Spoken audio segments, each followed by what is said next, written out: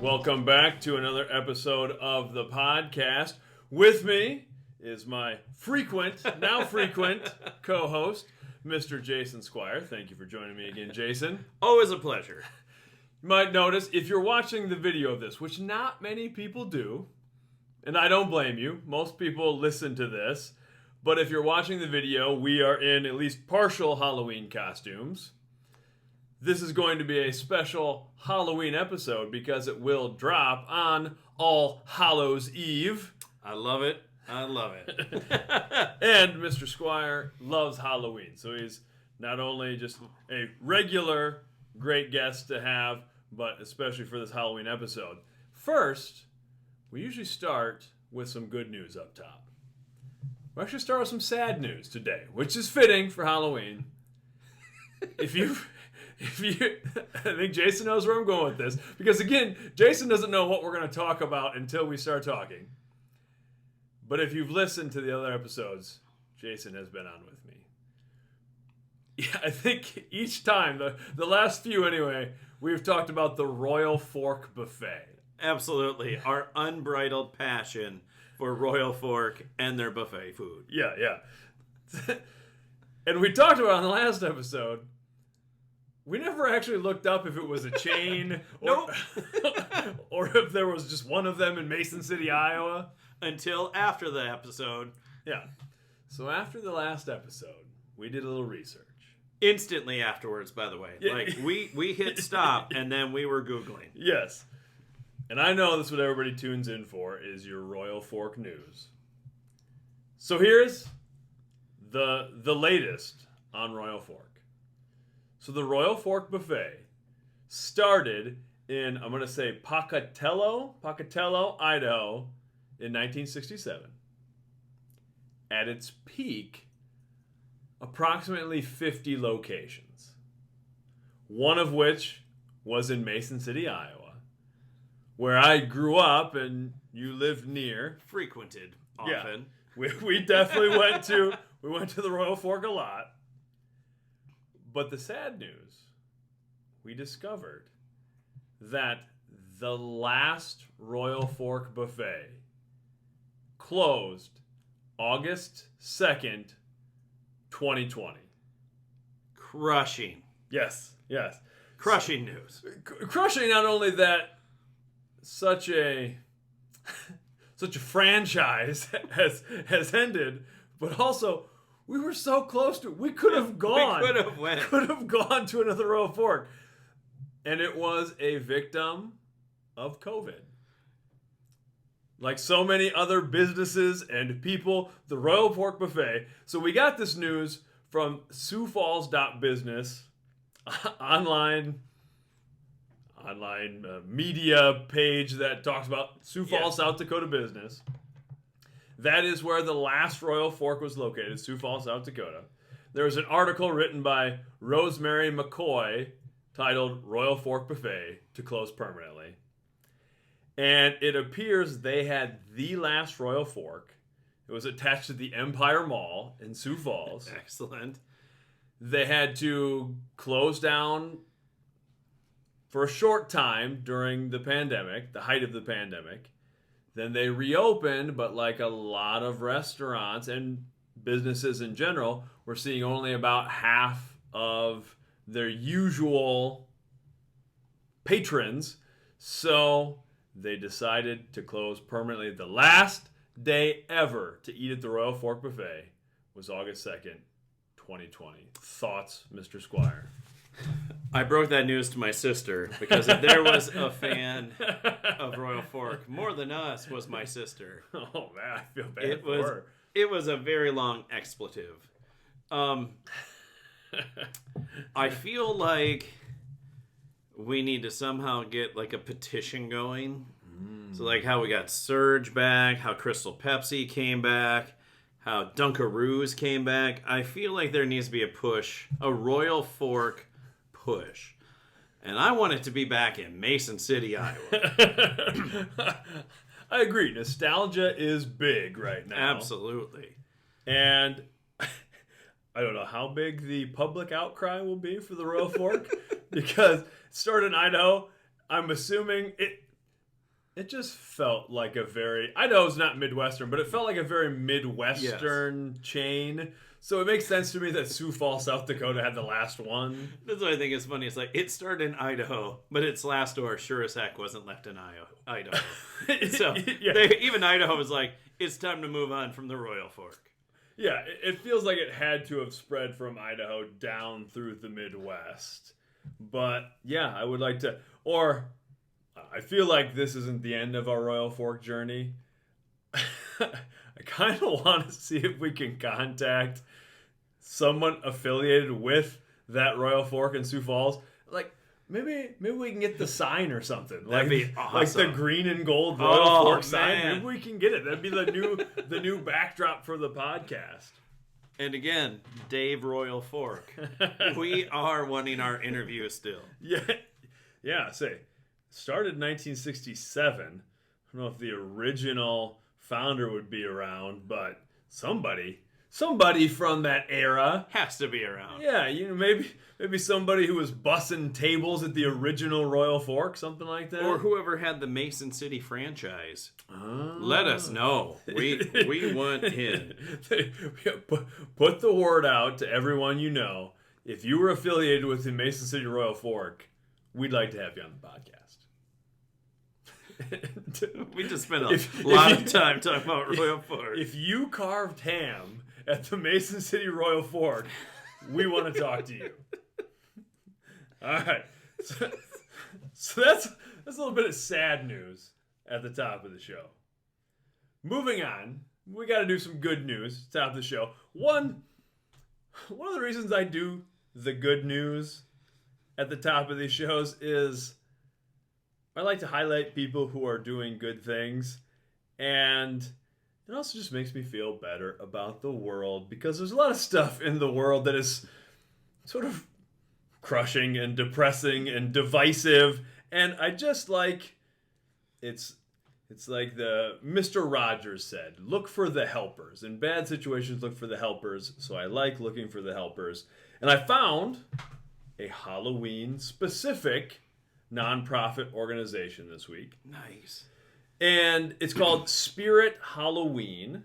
You can find what they've got going on at spirithalloween.com. The way I kind of interpret it is the parent organization is called Spirit of Children.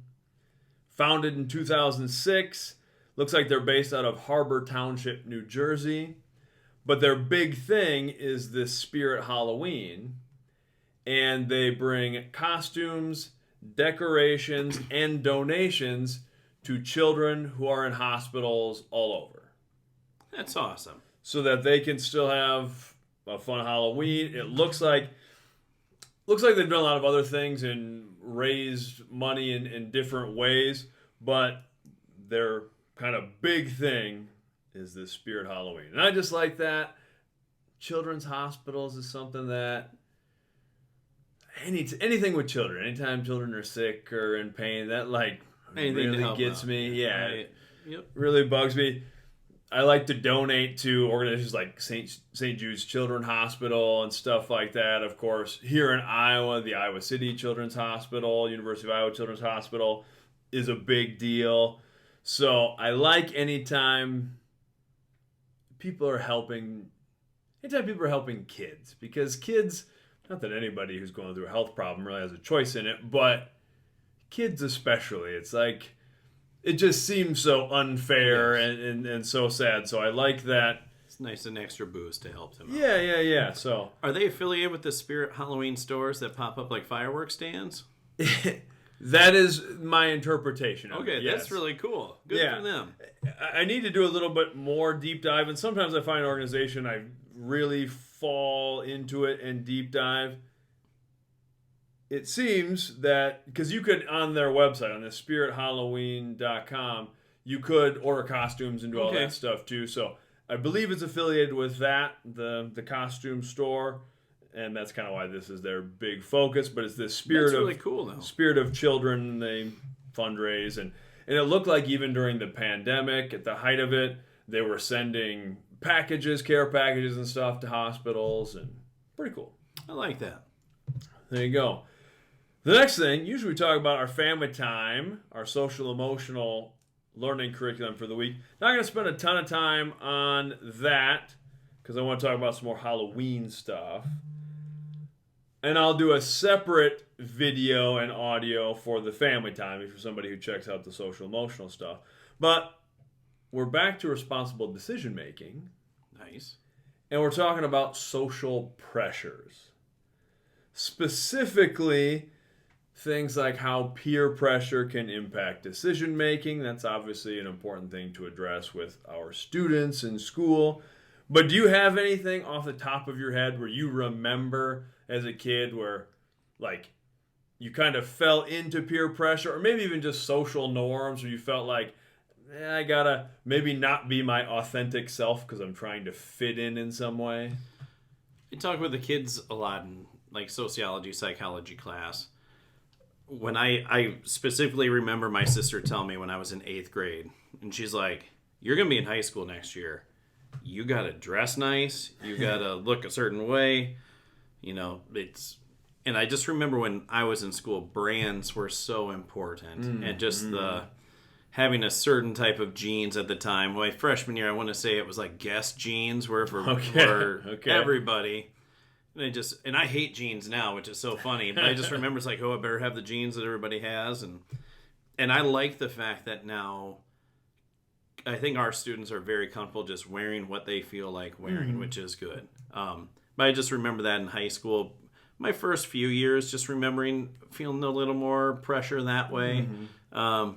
Junior and senior year, I kind of did what I felt like. But I remember at the time, shout out to Mr. Tyler, but it was always like, it was gym clothes are for gym class. Like, we couldn't wear just gym shorts to school because he wanted to make sure everybody was, like having proper hygiene and, changing for that and everything. And I think about that now, I was like, man, that would have been great if I could have worn just shorts all day. It's kind of mostly what our students wear. But I just remember, it wasn't necessarily overt pressure, but it was just that I got to fit in type of pressure with that type of stuff is something I remember. So I'm glad it doesn't seem like there's as much pressure on our students that way, or they don't feel it the same way I think we did. But yeah, I do agree with that. I think there's still some of that.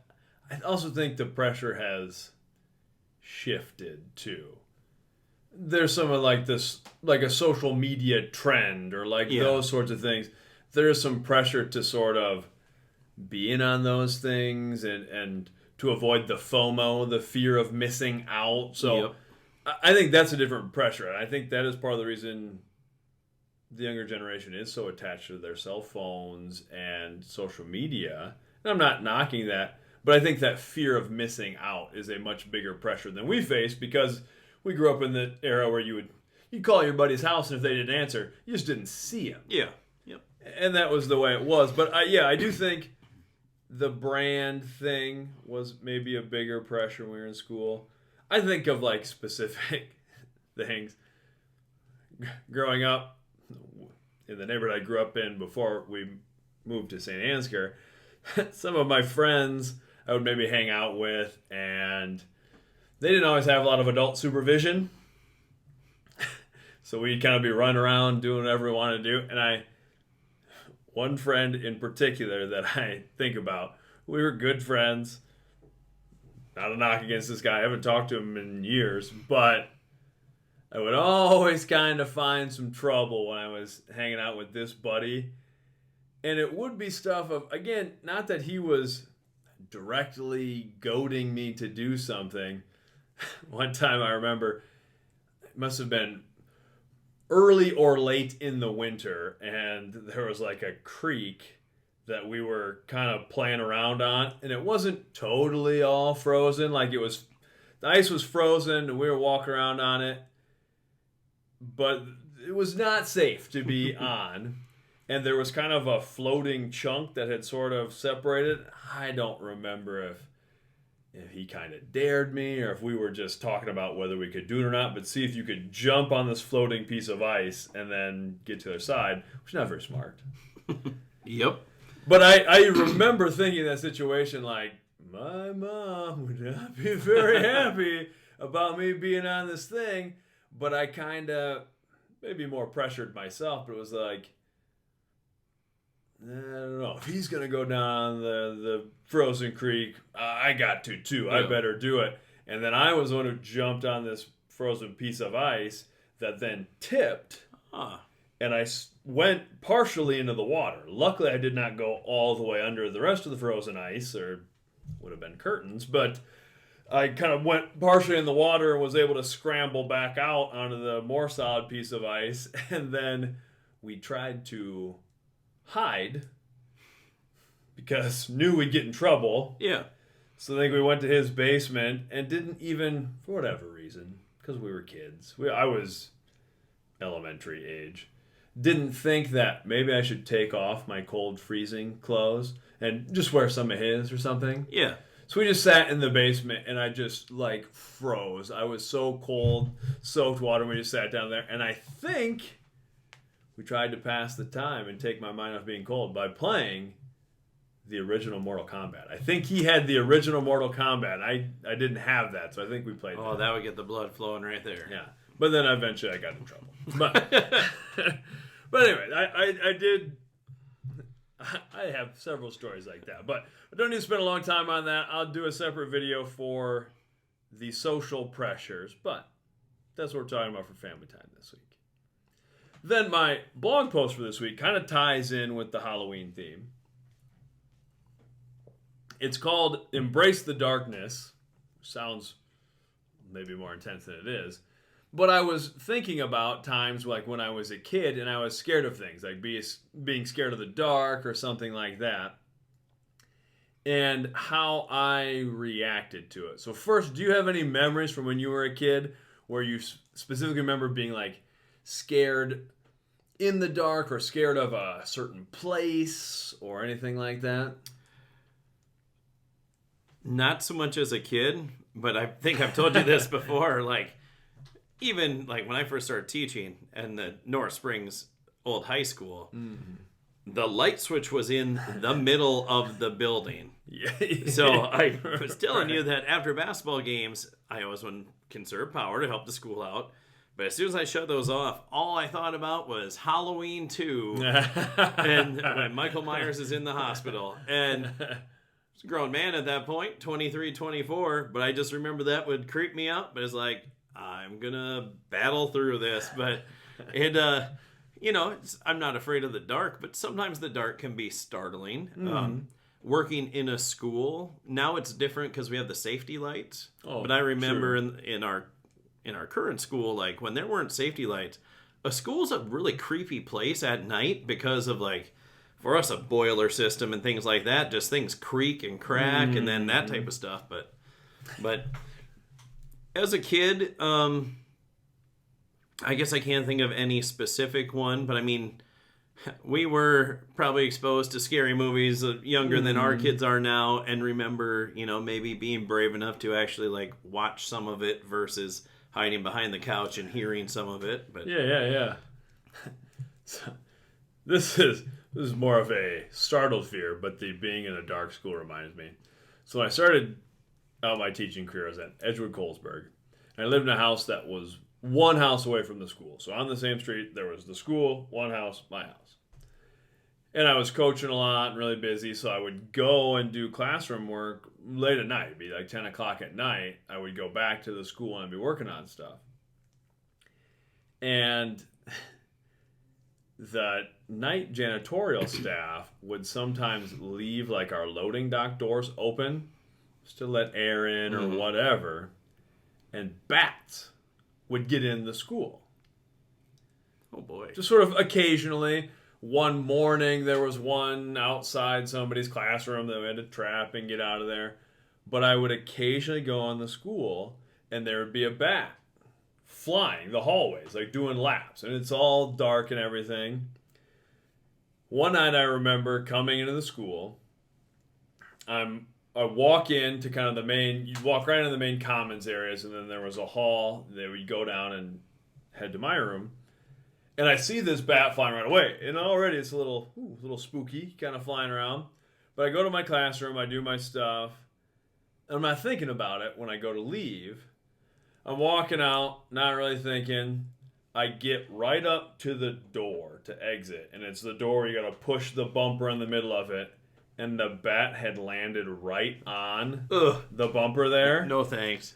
I didn't touch it, but as I went to press the thing, the bat flew up in my face and didn't touch me, but flew up and then took off.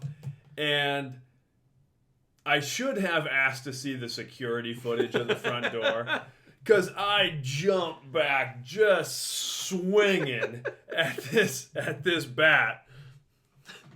So things can still be startling. Yes. But talking about being afraid of the dark is what I was kind of writing about.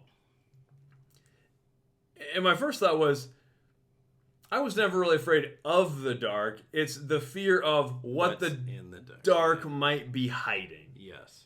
And I do remember being a young kid and having kind of, again, probably because we watched some movies that were not age appropriate when we were young. Yep. I could always find a cousin or somebody who would be watching. My mom was pretty on top of things, but I could usually, family members or friends or whatever, watch whatever. And kind of having those fears of monster or something, and doing the little kid thing where you pull the blanket over your head and you're convinced that the blanket will protect you from all evils that might be lurking under the bed. And I was thinking about how I tried to get over that fear. And for me, it was forcing myself to kind of face it. Mm-hmm. Like forcing myself to pull the blanket down. And my self-talk would be very much, I would try to convince myself that, not that those things weren't real, like not that there weren't monsters or vampires or whatever, but that those things should be afraid of me. Like I was going to be the baddest thing in the dark and they should all be afraid of me. Not that I really believed that, but that was kind of my way of psyching myself up. And I think some of the earliest times I remember of using like self-talk to be like, oh no, you're just going to be impervious to these things. Even if they are real, it doesn't matter. And I think I used that a lot throughout my whole life. Like in high school, I would get up early in the morning. When it wasn't a morning, I was lifting at the school or doing something like that. And I would run down our gravel road. My folks live out in the middle of nowhere, quiet gravel road. And there's a cemetery pretty much exactly a mile from my parents' driveway to this little cemetery. All the headstones are over a century old. And I used to mow that cemetery, which during the daytime, didn't really think anything of it. But in the wee hours of the morning, when it's dark and there's nobody out on this gravel road and it's just empty cornfields, I would run to that cemetery and back. One, because I knew it was 2 miles if I ran there and back. But also because I didn't really want to run to the cemetery because it was spooky and it doesn't really matter how old or tough you are. I was like, this looks creepy. It looks like something out of a horror movie. But I would kind of use that like, well, that's why I'm going to do it. I'm going to make myself run out there. And then that became sort of a thing I really enjoy. I still like to run when it's dark, when the streets are empty, hike trails and stuff when it's dark, because it is kind of creepy and eerie and you're just alone with your thoughts. So that was something that for me became a big part of just overcoming any fears I had in life. You have anything like that where you had like a trick to overcoming things that you were nervous about or afraid of? I was going to say, when I shingled, I realized I wasn't afraid of heights as much as I was afraid of ladders. Because in my head, I was like, on the ladder, it's tilted enough, I can see that I'm going to fall and it will not be good. So I would actually climb scaffolding straight up because I couldn't see what was below me. I was more comfortable with that. And everybody would laugh at me. It was like, I'd much rather climb the scaffolding than ladder. But that's where I just told myself, you're not afraid of heights. It's not the heights. It's the fall, basically. So that was kind of my thing, just trying to help me with that. So like to this day, I always thought I hated heights. It wasn't. It was just getting up there was the process. But Well, that brings up a good point. A lot of our fears are not necessarily what we're actually afraid of. What we think we're afraid of isn't what we're really afraid of. Like heights is a good example. It's if we laid a board on the ground, you could walk across it and be fine. If you put it 20 feet up in the air, it becomes more difficult. You put it 100 feet in the air, that's a whole different thing. So, yeah, it's the fear of the potential negative outcome, which doesn't always come to be. It's the quote from Seneca, we suffer more in imagination than in reality. So, there you go. That's a little talk about embracing the darkness. Next, we'll normally do a brought to you by some thing I made up. This week we're going to do a dedicated to. And this episode is dedicated to all those Halloween heroes who are handing out full-size candy bars. we salute you. Agreed. Anyone handing out full-size candy bars, tip my cap to you. Do you remember trick-or-treating as a kid and like the houses that would hand out the full-size candy bars?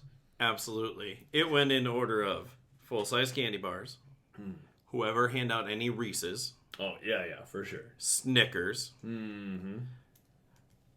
Any candy like a Milky Way, anything, the Three Musketeers, those types of things. Tootsie Pop suckers, I was okay with. Mm-hmm. But once we got to the popcorn ball, the sugar daddies, I think is what they're called. Yeah, they're just too chewy for this guy. Yeah, not for me. And apples, but yeah, no, it was. I'm gonna give a shout out right now. For a long time, Bill Perry would hand out and it was, hey, we got to stop and see Bill. So yeah, if you're not local to St. Ansgar, Bill Perry runs the bowling alley, and the bowling alley would be a good stop. Which I never really got the trick-or-treating experience here because we moved to St. Ansgar when I was in 6th grade.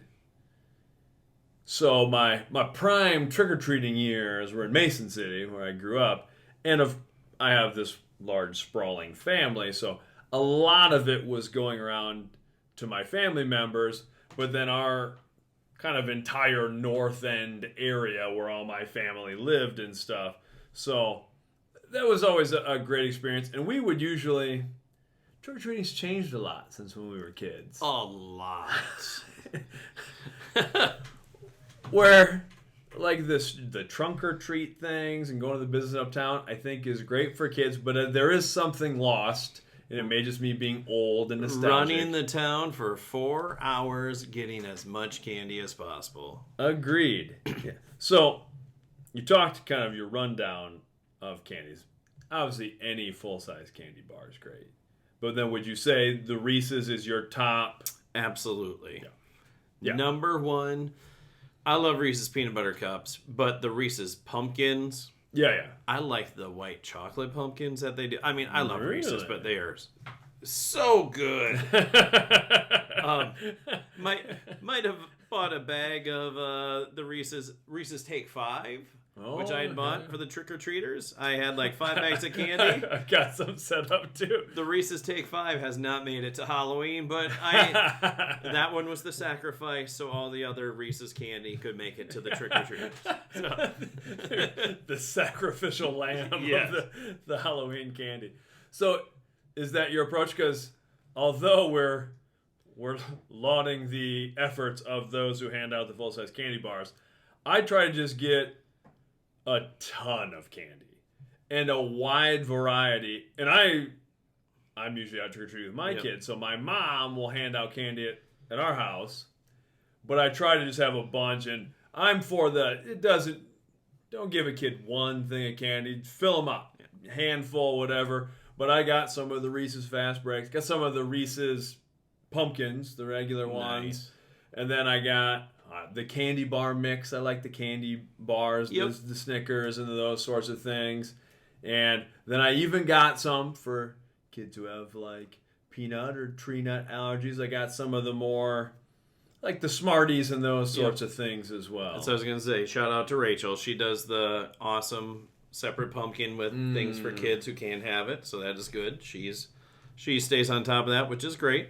So I'm glad she does. But we kind of set it out since we don't have someone there. But I kind of go by like what our house rules are is, oh, you wanted some of that food? It was in the cupboard for 3 days. Your grace period is gone.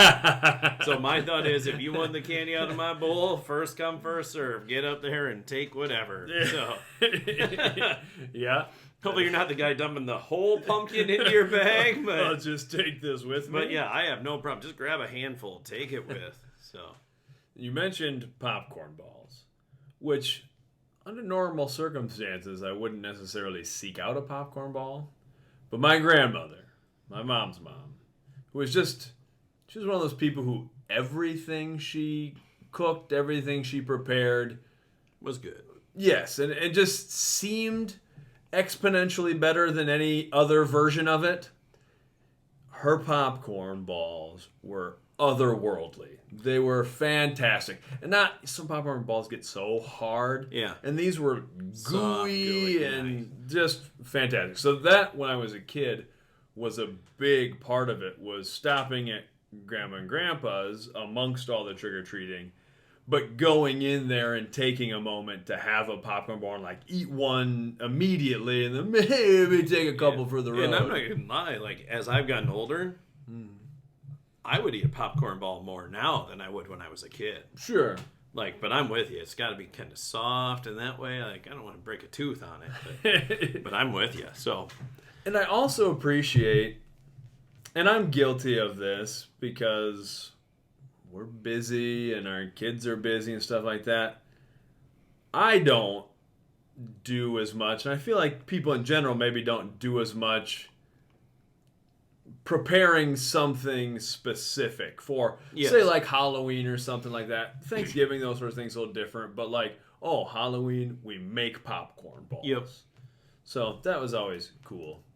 And a special shout out to the Laffertys and then the dentist's office here in town. Yeah. For, as a kid, you don't think the toothbrush is that rockin'. But as a parent, I appreciate the fact that you were thinking about my family's teeth and gum health. So thank you.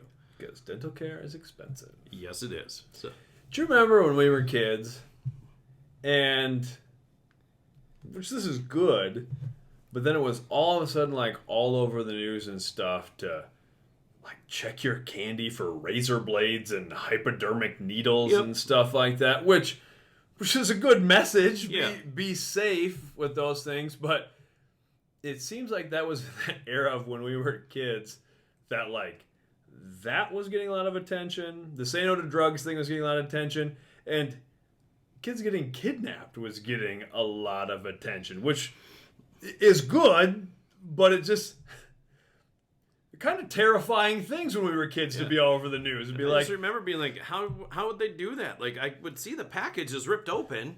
Like, I'm going to be a little suspect of that one, but I don't know. Right. Yeah, I remember thinking that too, like, the Snickers bar looks like it hasn't been tampered with. But anyway, what is your all-time favorite Halloween costume that you wore? Oh, man. That is a hard one. I'm going to have to go with... And you're going to be mad at me because I can't remember 100% which one it was. I think I had a Skeletor.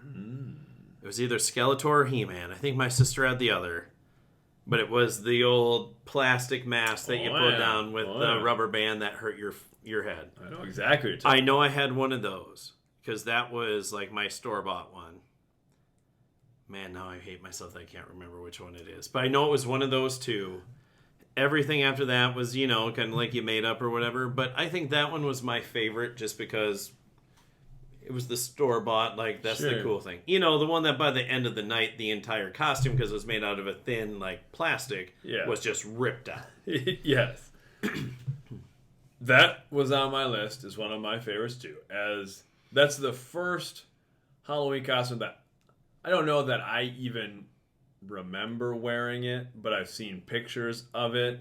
And then I remember... having the chest plate and stuff still years later. So I remember the costume. But I had the He-Man, There was the metal chest plate that you Velcro in the back, and then it had the there's the plastic chest plate, and then the plastic muscles. There'd be like fake muscle, and then you would strap them underneath the arm. I think it maybe had like the arm gauntlets and stuff like that too. Sword. But I remember that costume, I guess. I don't necessarily remember wearing it. I've seen the pictures of it, but I remember that costume. Loved He-Man. And then you're talking about like the store-bought ones. My favorite costumes after that were... My mom was extraordinary at making costumes. And they were nicer and more functional than the store-bought ones, especially in our era of the plastic thing with the rubber band. So I remember I was Batman a few years in a row. That was after the 1989 Michael Keaton, Tim Burton Batman. So I remember my mom doing the yellow logo. And maybe we'd even bought part of that. Maybe I had like the chest plate that was bought, but I remember her like making a utility belt that she even like stitched part of it and things like that. So that was a great one. I was Gambit from X-Men a couple Halloweens. My mom totally made that whole costume because especially then you weren't going to find some of these lesser known superheroes. That one was great. The trench coat and all that stuff. My cousin Dickie and I would, for a couple years, dress up together. And we're about the same age. But I've always been taller than him. And it always worked out so well for our costumes. So one year we went as the Blues Brothers. Nice. And it was like the perfect height difference and the suits and the briefcase and the whole thing. So that was one of my all-time favorites. We just really looked the part and kind of a funny thing to dress up as when we were middle school age or whatever. And then another one my mom made for us is we were the Gruesome Twosome. So we played like zombie conjoined twins. Nice. And had a big like 3X sweatshirt that my mom fashioned like 2 head holes out of and then painted like the Gruesome Twosome on it, and then we were all make-upped up. But our height worked perfectly, so my arm could go around his shoulders, and we could be in this shirt together and look conjoined like that, and just had like the 2 arms out. Excellent. So those are some of my favorites. As an adult, we've done the family theme ones before. Mm-hmm. We did The Simpsons when Natalie was born. That was good. That's good. But I think my favorite, and I have my Scream outfit on, which makes me happy. But I think my favorite was, I think it was 2 years ago, Gavin and I went as Jose Canseco and Mark McGuire in honor of the Lonely Island's Jose and Mark video and song. I remember that. And that might have been my favorite. We even got a like from the Lonely Island on Twitter. Nice. So I was very happy. And if you guys are listening, I'd love to meet you. Yeah. Lonely Island will meet you at the Royal Fork. Yeah, that is great. That is fun. I like being a dad for so many reasons, but one of it is that you get to kind of do childish things again. So dressing up, we've done that too, the dressing up all together and stuff like that. Now, as my kids have gotten a little older, their interests have diverged a little bit, so we've kind of taken turns.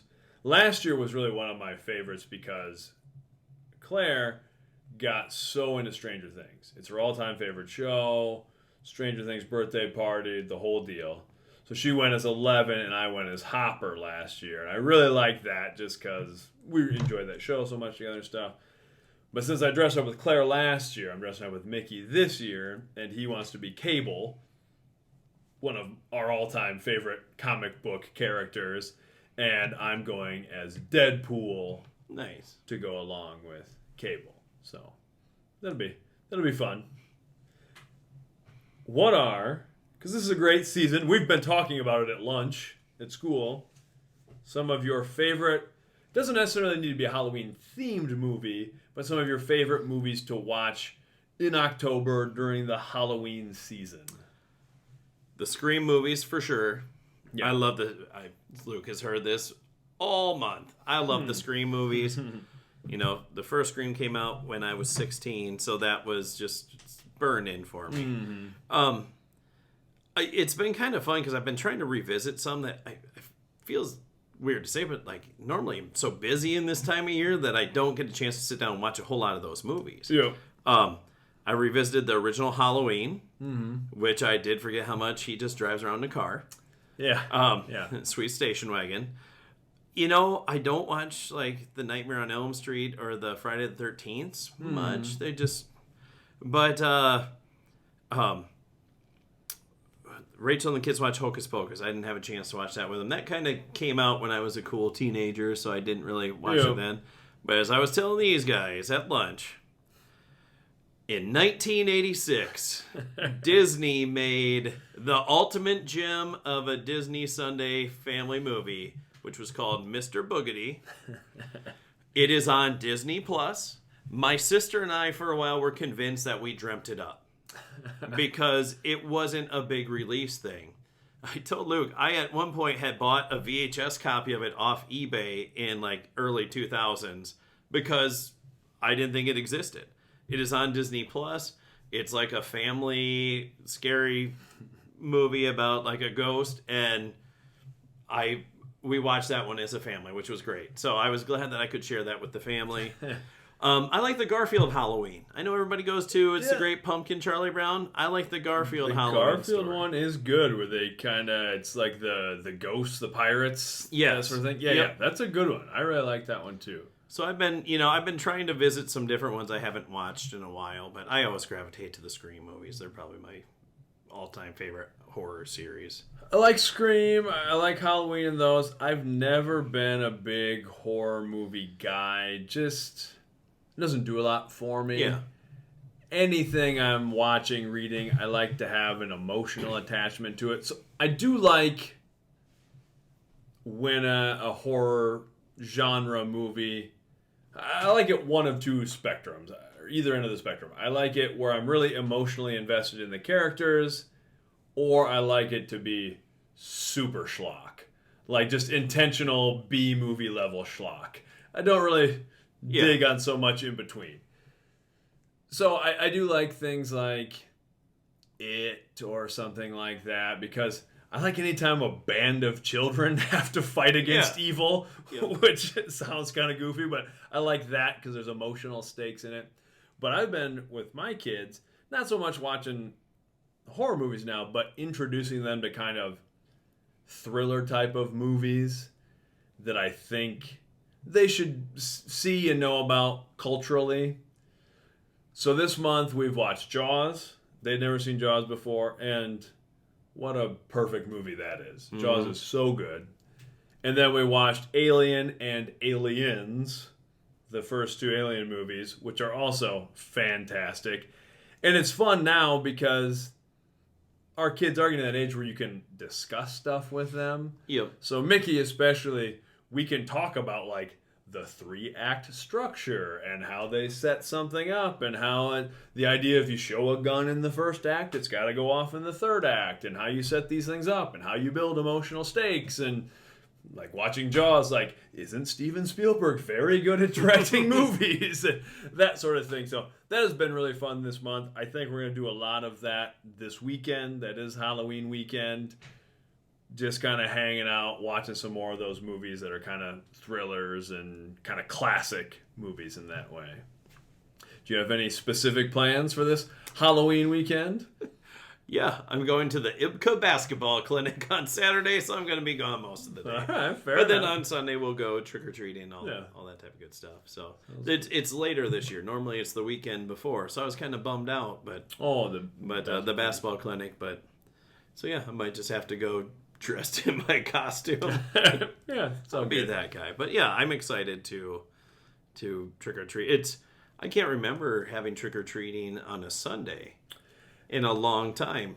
So I thought the same thing. And different towns are doing different things. I know even in our area, some are doing it on Friday night, some are doing it on Saturday, some are doing it on Sunday. Our hometown is doing it on Sunday. I'm kind of excited to try it though. I mean, I'm just, it's not that it's bad. I just don't remember having it then. So that'll be kind of the bookend to the weekend. So it'll be interesting where, you know, sometimes it's on a Friday or Saturday, then kind of watch a spooky movie or something. But it'll be fun. Yeah, it'll be good. I think we're going to kind of front load our doing Halloween stuff on Friday and Saturday, though. Because I'm just sort of like, if Halloween falls on a weekend, do it on Saturday night. Then you can actually do it like a little more old school where it's, let's stay out a little later. That sort of thing. But it's been a while since I think we've had it on actual Halloween, too, which is kind of a cool thing. So. True. Do you have any candy in your house still from last Halloween? If we do, again, I give Rachel credit because I would get to the point I'd eat what I want and just throw stuff away. But she usually has the container she throws the kids like random candy in. Mm-hmm. There's a small chance, but it's hard to tell. It's either from Halloween or Easter. Yeah. But it's been better where it's usually gone by this point now, but there were years definitely there was stuff left over. How about you? I imagine we do. I would, if I had to put money on whether we did or didn't, I would put money on we did have, because we just threw out a partial container of the Jack-o'-lantern Oreos from last year. Just. Oh boy.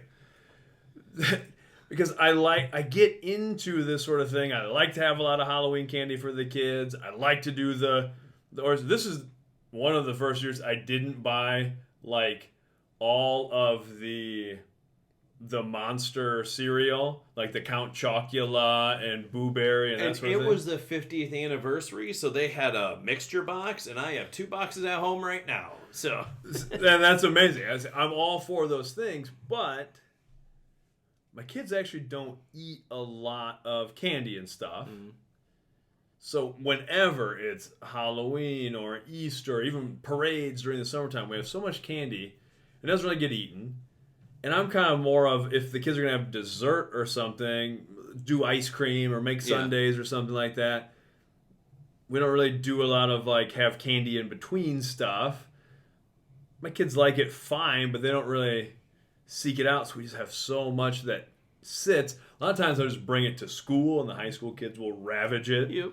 But if I forget about something, then I'll just find in a drawer something like, oh, this is candy from 2 Easters ago, or some Halloween past. But that 50th anniversary box is cool looking, because they made it look like the Archies or something like that, where they're all playing instruments. But there's no Count Chocula in there, because that would be a weird mixture of Count Chocula, Blueberry, and Frankenberry, and But yeah, I got 2 boxes at home right now. Here is your golden era of cereal and trivia question from when we were kids. So, of course, Count Chocula, Frankenberry, Blueberry. What was the other one that existed when we were kids? It's on the box, and I can't think of its name, because I looked at it and went like, I don't remember that one. But on the box, it gives the history of it. Oh. And I just can't think of it. So, it's a mummy, I think. It is a mummy. Yep. It is Yummy Mummy. There we go. I don't remember that cereal ever. I don't really remember that one. And I couldn't tell you even what flavor it was. Nope. And maybe it was like Frankenberry's strawberry or whatever it is, and Yummy Mummy was maybe some other berry. So it kind of, they were clouding their own market a little bit. Yeah. I don't exactly remember what Yummy Mummy was, but Count Chocula was always my favorite anyway. I liked, I think I like Frankenberry the best. I was more of the berry guy, but I like them all. Fair enough. I like chocolatey cereal if I'm going to have my choice. This is not Halloween related. What's your all-time favorite cereal? It would have been a tie between Fruity Pebbles and Lucky Charms. Like 1A, 1B. I would probably give 1A to Lucky Charms, but now as my palate has matured, I would go to Fruity Pebbles over Lucky Charms, just because I think I've had too many Lucky Charms when I first started teaching. I'd buy the multi-meal stuff. But this is a weird one. So my sister always wanted Cocoa Pebbles. I wanted Fruity Pebbles. She usually won, so I wasn't a big Cocoa Pebble guy. So I've gotten older. I actually prefer Cocoa Pebbles right now. Cocoa Pebbles are good. I like Cocoa Pebbles. Again, I preferred Cocoa Pebbles to Fruity Pebbles anyway. But like now as an adult, I would say my favorite actual cereal would be the Multi-Meal S'mores cereal. Oh, yeah. A good mixture of everything. Yeah, tip of the hat to the multi-meal. I don't, because I don't eat sugar, refined sugar anymore. I haven't had cereal in a long time. But it used to be like my deal. And not even so much in the morning, but like after school sort of thing, giant mixing bowl of cereals, like the big multi-meal bags. Some nights I like it for supper. Oh, don't get me wrong. I love me some sugary cereal, but I don't eat it anymore. So Cinnamon Toast Crunch was always my favorite cereal. And because I have not eaten cereal in years, but